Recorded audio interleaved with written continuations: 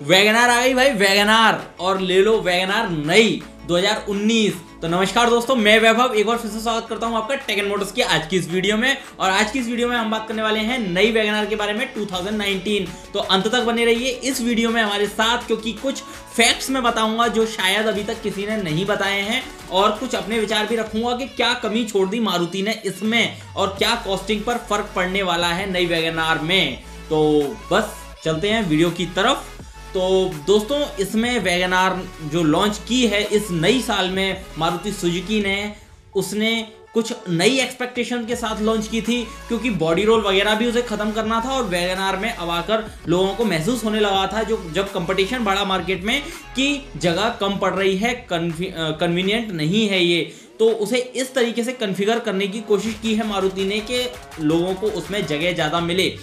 अब जो नई वैगनार आई है तो कुछ इमेजेस उसकी आ गई हैं, मैंने डिस्क्रिप्शन में लिंक दिया है, आप जाकर देख सकते हैं साइट पर। कॉपीराइट की वजह से मैं कुछ इमेजेस को यूज़ नहीं कर पा रहा हूं। जो नॉन कॉपीराइट इमेज अगर मेरे को मिलेंगी तो मैं इस वीडियो में ज़रूर उन्हें यूज़ करने वाला हूं। अब इसमें देख सकते हैं आपके वैगनार की जो मैंने एक्सपेक्टेशन बताई थी कि जो इसकी लेंथ है वो बढ़ा दी गई है। कुछ लोगों ने कमेंट भी किया था कि आपको कुछ पता नहीं है और आप एक्सपेक्टेशन पर ऐसे ही यूट्यूब पर वीडियो बनाए दे रहे हो, लेकिन नहीं, अब ये सामने आ चुकी है, इसकी लेंथ बढ़ चुकी है। बूट स्पेस बढ़ा दिया जाएगा, मैंने कहा था, बूट स्पेस भी इसमें बढ़ चुका है, हाइट कम हो चुकी है, इसी के साथ विड्थ भी बढ़ चुकी है इसकी। इसका सीधा सीधा असर ये है कि अंदर जो कैबिन का स्पेस है वो बढ़ चुका है, लेग स्पेस आदमी को ज़्यादा मिल जाएगा जो भी पीछे और आगे बैठेंगे।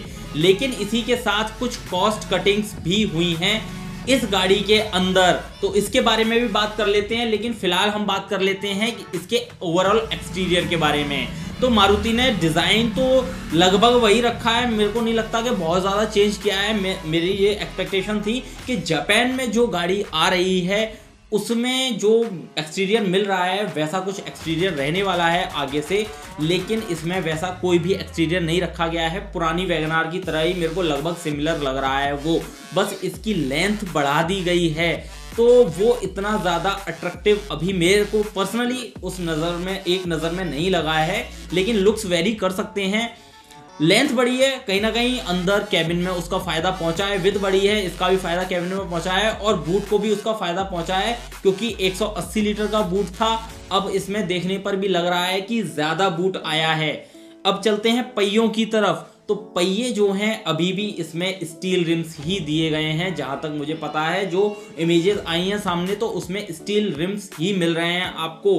मेरी एक्सपेक्टेशन थी कि अलॉय तो डाले ही जाएंगे, क्योंकि टाइम के साथ साथ अलॉय भी एक प्लस पॉइंट हो गया है, लेकिन कहीं ना कहीं सेंट्रो से मैच करा दी गई है मेरे को लगता है ये, और इसमें भी स्टील रिम का ही ऑप्शन दिया है। इसी के साथ आगे मैं बात करूं तो इंटीरियर की तरफ अब चलते हैं। तो इंटीरियर की मैं बात करूं तो इसमें स्टीयरिंग व्हील आपको अलग मिलने वाला है। अब इसमें आपको मिलेंगे स्टीयरिंग माउंटेड कंट्रोल्स, जो कि बदलते वक्त के साथ ज़रूरी भी हैं। इसके साथ इंफोटेनमेंट सिस्टम में आपको टच स्क्रीन इसमें मिलने वाला है, और ऑब्वियसली मिलेगा। अगर टच स्क्रीन ना हो आज के टाइम में किसी गाड़ी में, भले ही वो टॉप मॉडल में दें केवल, लेकिन देंगे ज़रूर, वरना गाड़ी ओल्ड स्कूल टाइप की हो जाती है। तो ये सब तो मिलेगा, लेकिन बहुत सारी कॉस्ट कटिंग भी इस गाड़ी में आपको देखने को मिल जाएंगी। बहुत सारी चीज़ें इसमें से हटाई गई हैं। हटाई क्यों गई हैं? जाहिर सी बात है कि प्राइस भी उन्हें लगभग कम ही रखना था, पुरानी वैगनार से मिलता जुलता। इसमें आपको एडजस्टेबल हेडरेस्ट भी नहीं मिलने वाले हैं, और मेरे को नहीं पता कि कितना किसी के लिए मैटर करते हैं, लेकिन जो एडजस्टेबल हेडरेस्ट थे वो इसमें होने ही चाहिए थे अभी भी। अब ये सारी कॉस्ट कटिंग हो क्यों रही है इसके बारे में बात कर लेते हैं। तो ये अब तक आती थी एक K10 इंजन के साथ, जो कि एक 1000 सीसी का इंजन था, लेकिन अब ये आएगी K12 इंजन के साथ, जो कि स्विफ्ट में यूज़ होता है। जो इसमें पावर भी जिसके साथ देखने को आपको मिलेगा। मैंने बोला था कि 7 सीटर की भी एक्सपेक्टेशंस की जा रही हैं, लेकिन 7 सीटर ये नहीं है, ये रहेगी 5 सीटर ही। अब देखते हैं CNG वर्जन आता है या नहीं। तो CNG वर्जन मैं जहाँ तक मानता हूँ आएगा ही आएगा, क्योंकि CNG वर्जन वैगनार का एक प्लस पॉइंट रहा है, और काफ़ी CNG वर्जन्स वैगनार के मारुति सुजुकी बेच चुकी है अक्रॉस द कंट्री। तो इस हिसाब से सीएनजी वेरिएंट तो वो रखने ही वाली है। इसके साथ साथ K12 इंजन से जो प्राइसिंग बढ़ेगी तो इसमें खास डिफरेंस नहीं करना चाहेगी मारुति, तो उसने ओवरऑल कॉस्ट कटिंग कर दी है इसमें। लेकिन फिर भी मेरे को ये लगता है कि एक ऑप्शनल मॉडल में उन्हें देना चाहिए अलॉय व्हील्स वगैरह और बाकी के जो भी फीचर्स हैं।